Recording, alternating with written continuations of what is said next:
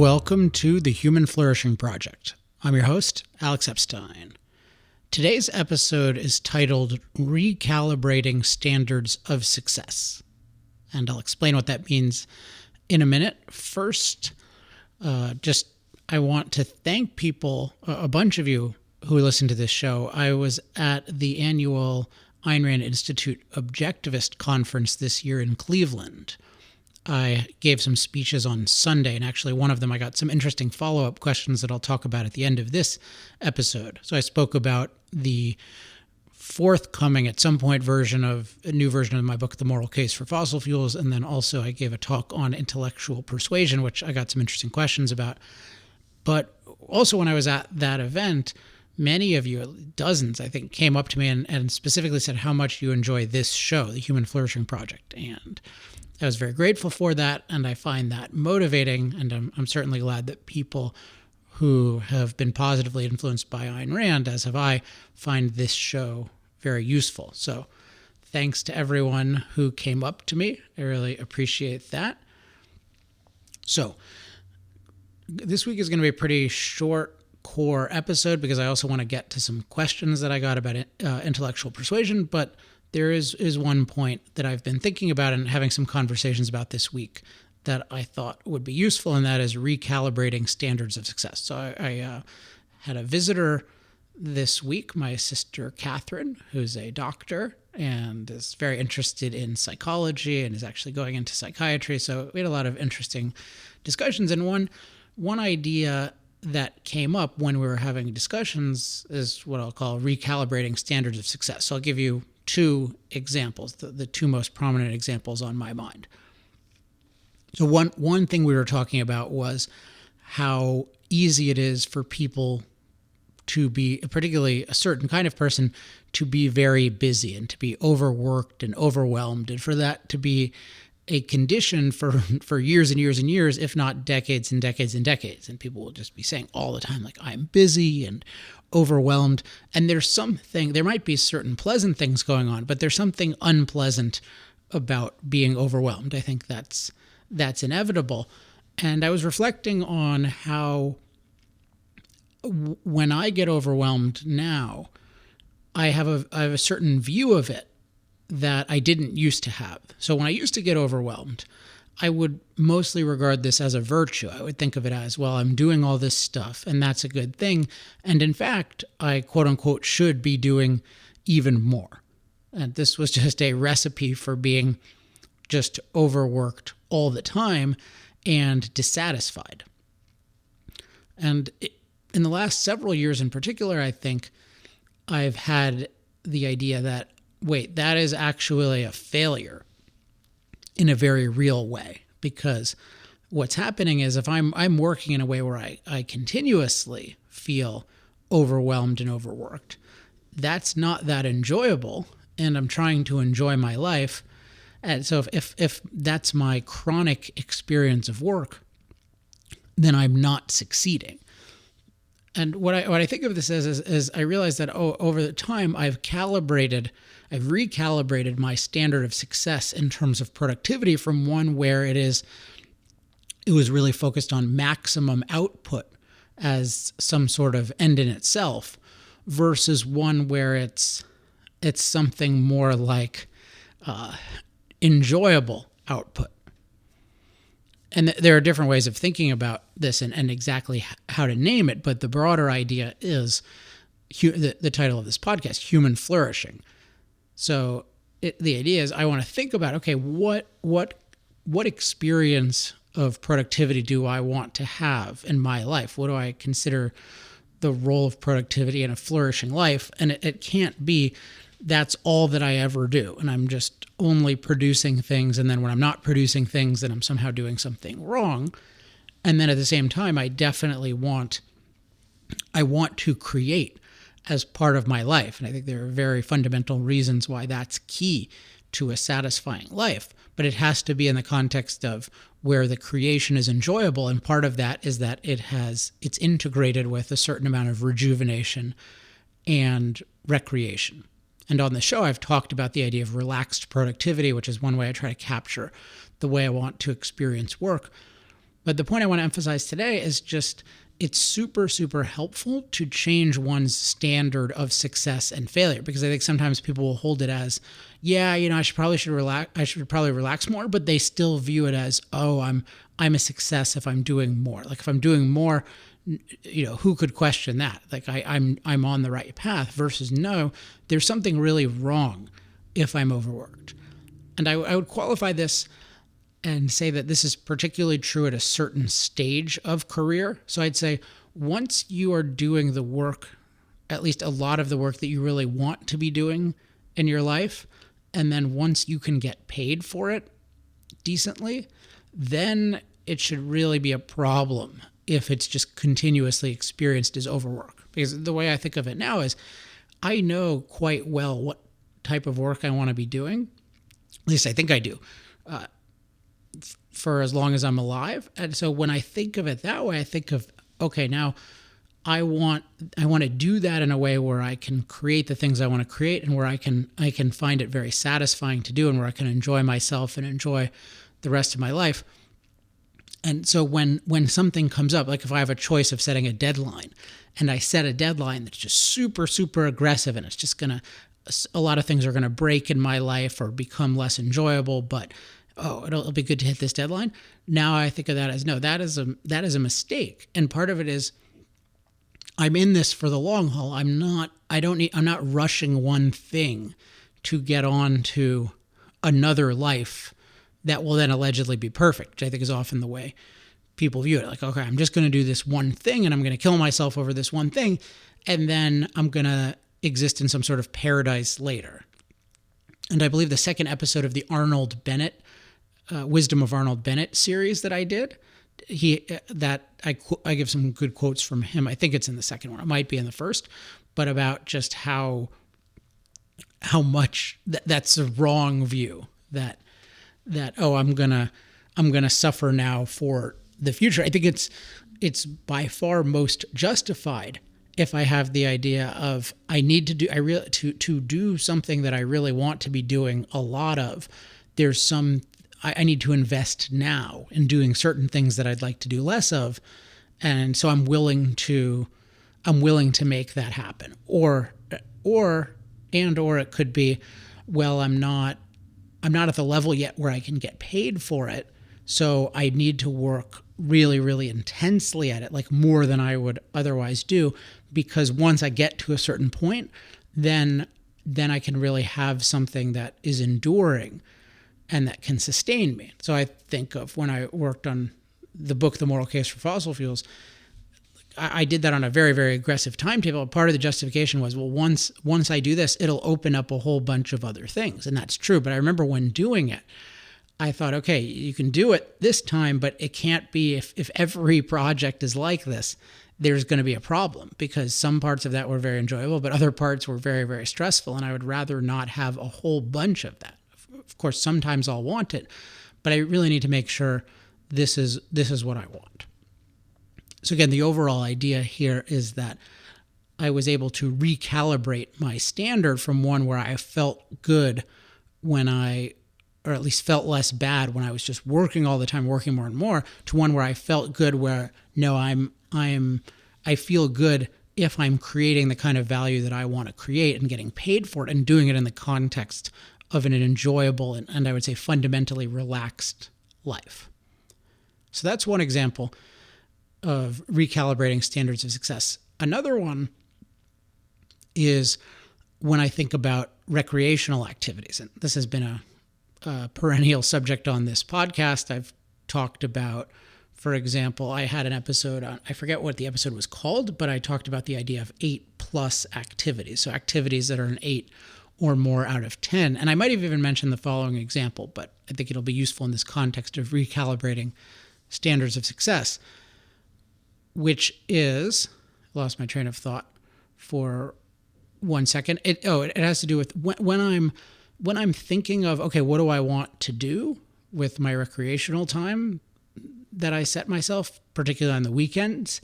It's good to have, this is a slightly different kind of standard, and I think both are useful. So one is you can have an abstract standard of, I want to do things that could be 8+ out of 10, or I want to do things that are truly, that I truly will be glad that I did, or that I can truly enjoy in the moment. There are different ways of thinking about it. In this case, I find particularly useful to think about a concrete standard. So in this case, I think of it as the going to the beach and going in the water in particular, and lying in the sand and taking a walk. Because those are all things I really, really like to do. I like to go in the water and the ocean in particular, and I like to walk, and I like to lie in the sand. I like to walk, and also one wheel. And particularly, I really like one wheeling on the sand and in certain other places. But let's just take those examples of the water and lying on the beach and taking a walk. And for me, taking a walk pretty much anywhere. Because I always find that if I take a walk, and I had an episode about altitude walks. I like taking walks. I like just reflecting on things. I like thinking of new ideas. That's just something that I pretty much always enjoy and never regret. So it's really good. And I find it very, very useful when I'm thinking about activities to think about, okay, how does this compare to going in the water or lying on the sand or taking a walk? Having those as concrete instances of the kind of recreational life that I have, because I might think, oh yeah, there's some dinner that I'm invited to, and it might after I say this, don't not invite me to dinners necessarily, but it might just be something where I think, yeah, that sounds okay, but it doesn't sound as good. I would rather be on the beach. And well, guess what? At least where I live, I can be on the beach, and whatever you really like where you live, you can do that. And other examples are just reading really interesting ideas. That's something I have almost an infinite appetite for. So when I calibrate myself and I say, okay, I want to be doing things like going in the ocean and lying on the beach and taking a walk and going one-wheeling, those kinds of things, then it functions as it helps me really measure different activities and say, yeah, you know what? That one is like watching this show. Like, I don't want to do that. And I might never want to do it because there are things that are more enjoyable. Now there can be there are certain people I might never want to hang out with them. And it's not that I'm against the person. It's just that there's a pretty high bar because I'm not alive for that long. And there are only so many days and so many hours. And so I might as well do the things I really like. And having this kind of standard I find to be very useful versus if I just have it on a more abstract level. Yeah, my time is limited. I find that can be harder to leverage concretely. Whereas if I have this kind of these concrete examples that can serve as a standard, then I become much more ambitious with my time.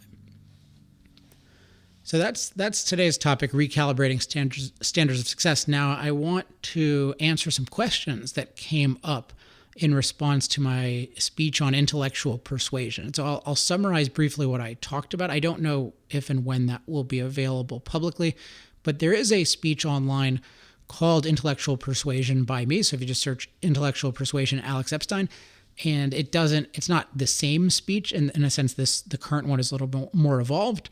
But if you combine what was in that speech with some of the earlier podcasts that I've done on persuasion and explanation, you'll get much of what I covered. But just to give you a quick overview of what I covered. So the three big concepts I covered, I call context bridging, framing, and opinion stories. And the context here is these are all means to intellectual persuasion. So intellectual persuasion I think of as how to persuade somebody of an idea that I believe is true that the person expects to disagree with. So how to persuade somebody of an idea that I believe is true that the person expects to disagree with. And this is quite a difficult thing. And I shared, which I've shared on earlier podcasts, that context bridging is the mental model I use for intellectual persuasion. The basic idea is that a context in this context is the sum of things you know or think you know. So you think of it as the other person has on a given topic. So it might be fossil fuels or vaccination or anything else you're trying to persuade somebody on.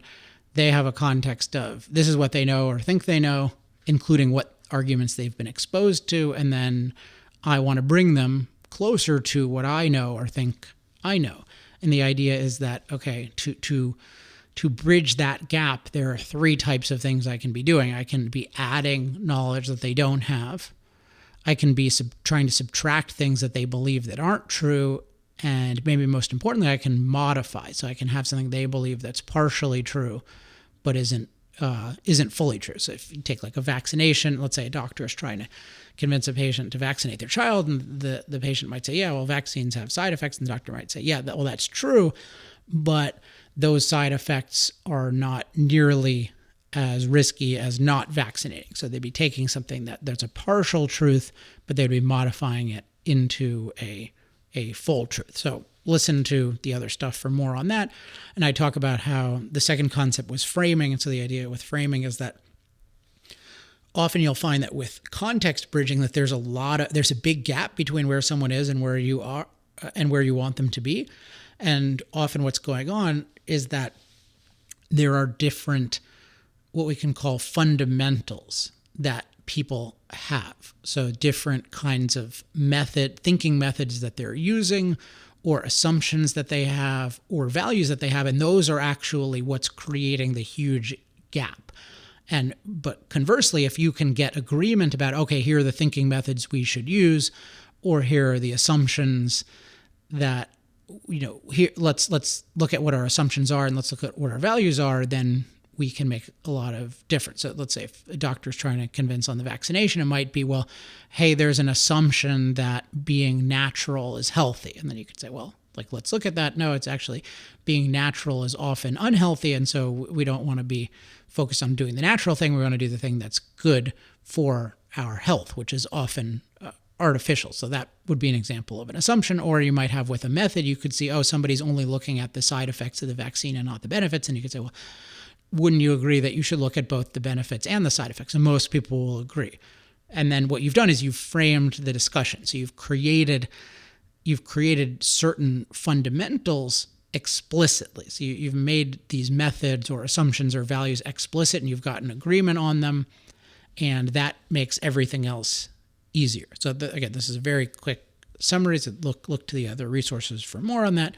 And then I talked about opinion stories, and the idea with opinion stories is this is a very effective way of introducing my overall argument, including framing. So if I tell the story of how I came to the opinion, including the uncertainty that I experienced or the confusion that I experienced, that can be a much more effective way of introducing an idea to somebody than just declaring that it's true. So the doctor might tell the story of how they were confused about vaccines, and then they were concerned about certain side effects, but then they looked at the facts in a certain way and questioned certain assumptions, and then they came to the truth. So hopefully that is coherent for those of you who have heard nothing but this episode. But again, I would encourage listening to earlier episodes. Okay. So we got a couple of questions, and okay. Well, you guys, I apologize that I did not write down the names of the people who asked questions. So I apologize, but you'll recognize your questions, and hopefully you don't mind the anonymity. So here's one set of questions, and then there was another question. So one question is, what tools do you use to uncover a framework? So I often think of a framework in terms of people's methods, assumptions, and values. And so the way I'll uncover a framework is I'll either ask them or ask myself, what methods, assumptions, or values does the person have? Or have they been exposed to? So if you're thinking about the vaccine issue, I know that people have been exposed to the idea that natural equals healthy. And so that I would need to challenge that kind of assumption. I would also know that there's a tendency for certain, particularly with people with that assumption, to only look at negative side effects and not to look at benefits. So I would have the idea that, okay, that's not, that needs to be addressed. Now, the easiest way to uncover a particular person's framework is to talk to them, and you can get a sense of, okay, what methods, assumptions, and values does the person have?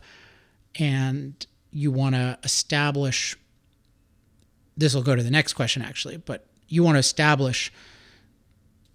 challenge anything that you think you can effectively challenge, and then you want to reinforce anything that you think you can effectively reinforced. The next question is, how do you evaluate whether the framework you have established is complete enough? Does it have to cover enough of the concretes that consist of the context? So yeah, how do you know whether the framework you've established is complete enough? So one thing is that with framing, the thing that framing works really well when there's some sort of issue of method or assumption or value that is pretty easy to convince the person of. And then once they have it, then that structure, having that as part of the structure of the discussion will make everything else easier. So if they have the idea of, oh yeah, I need to look at the benefits and side effects of everything, not just the benefits of some and the side effects of others, yeah, that's a really valuable thing. And most people will agree to that. But you don't always, sometimes a fundamental can be very, very hard to establish. So I'll switch examples. But so let's say that there's a career decision, and I'm talking to somebody about their career, and they say, hey, my mom wants me to become a doctor. I don't really want to do that. And, I'm not sure what to do. My mom really wants it, and she says she would be happy.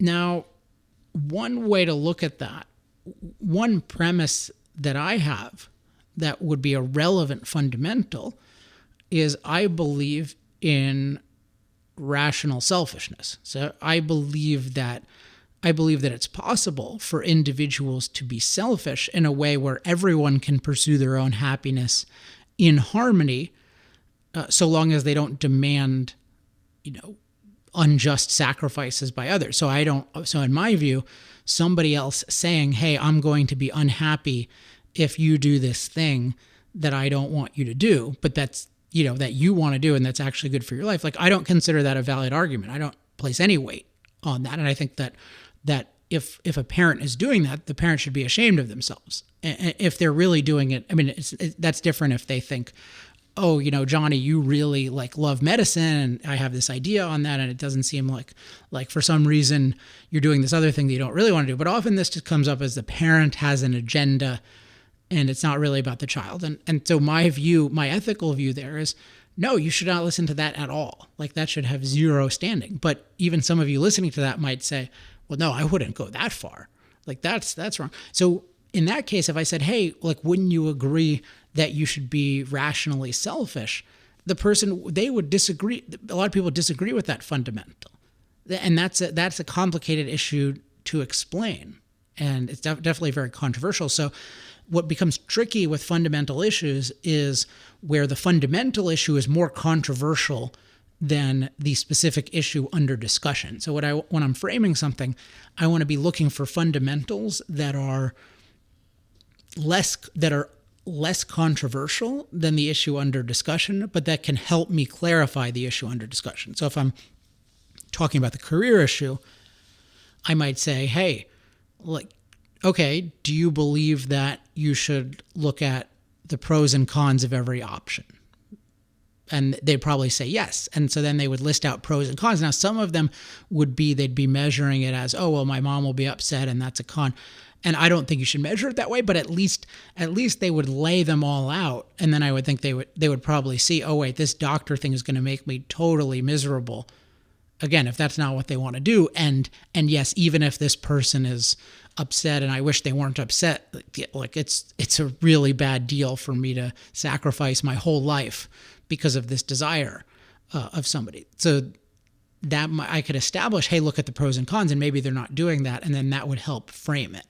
Or another thing I might do is talk about an issue of fairness. So I might say, well, would you agree that it's not fair to make someone do something that will make them miserable? So you could say, and I would say, well, if it's not fair for your mom to make you do something that will make you miserable, right? And I think most people would agree with that as a fundamental, that it's an idea that, yeah, it's wrong to insist that somebody do something that will make them miserable, like that you're exploiting them, you're taking advantage of them, you're harming them.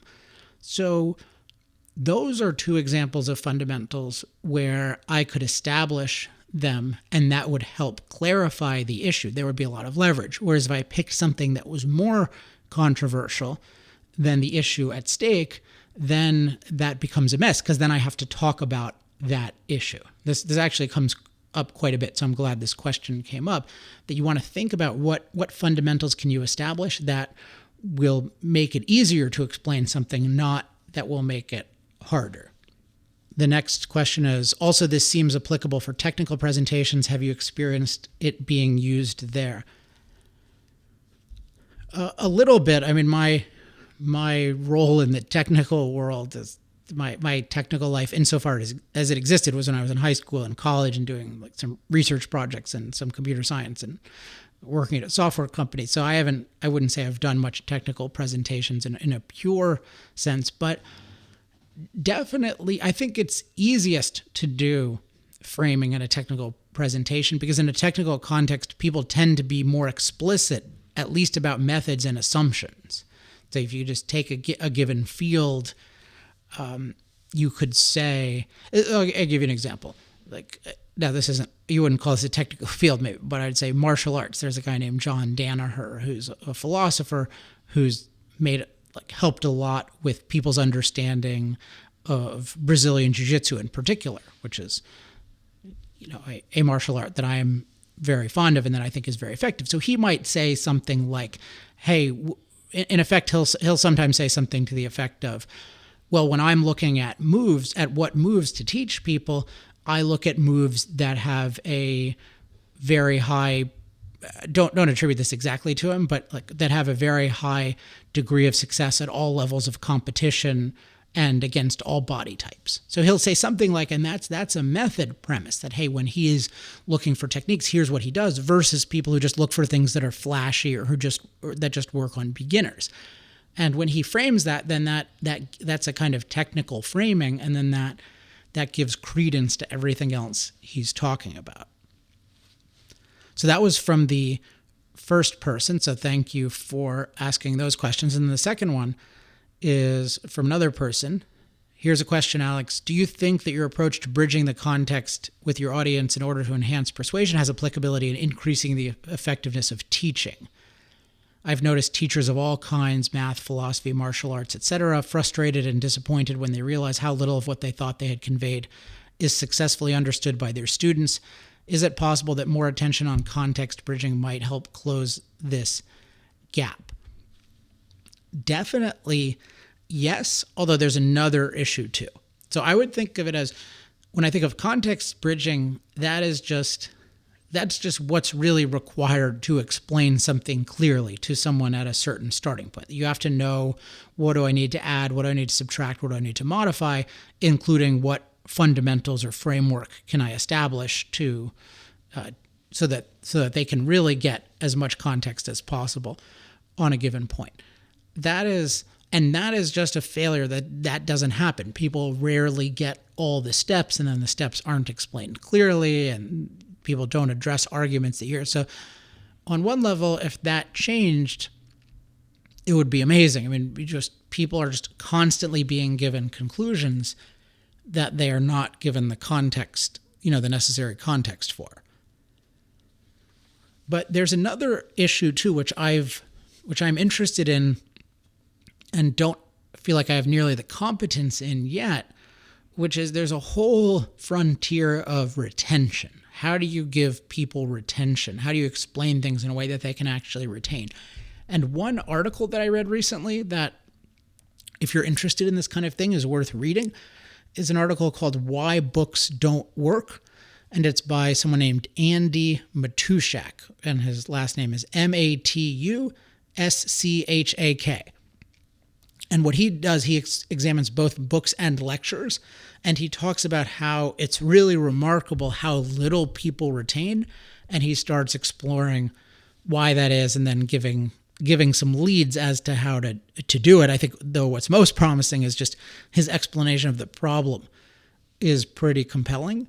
And it's again a frontier that I'm interested in, and I would like to learn more about, whether from the examples of people who've done it well, or maybe from my own discovery, because it's just so important that the person actually retain things. But context bridging is really focused on, are they ever clear on it, ever? Like, to do that, you need to context bridge, and then there's a question of how do you give it in a form that is retainable, and that could amount to making sure you give the right number. You don't explain too many things at once, or you repeat yourself in a certain way, or you ask them certain questions of retention. There are all sorts of interesting things on this frontier. And again, that article on why books don't work is, I found it really interesting in that respect. One other thing I should mention on the issue of intellectual persuasion is that at my talk, I mentioned and I shared a certain tool that I find very helpful for quickly figuring out ways to explain issues to people, and I call it the Extreme Clarity tool. And you can find this online. I've put up a link to it at tinyurl.com/extreme clarity. So tinyurl.com/extreme clarity. Okay, that is it for this week. I hope you enjoyed this week's episode. If you have any questions, comments, love mail, or hate mail, you can email me at alex@alexepstein.com, or better yet, post on our Facebook page, facebook.com/Human Flourishing Project. Also, to get weekly updates on when these new episodes come out, go to humanflourishingproject.com. That's it for this week. Thanks again for everyone who thanked me in person for the show. I really appreciate that.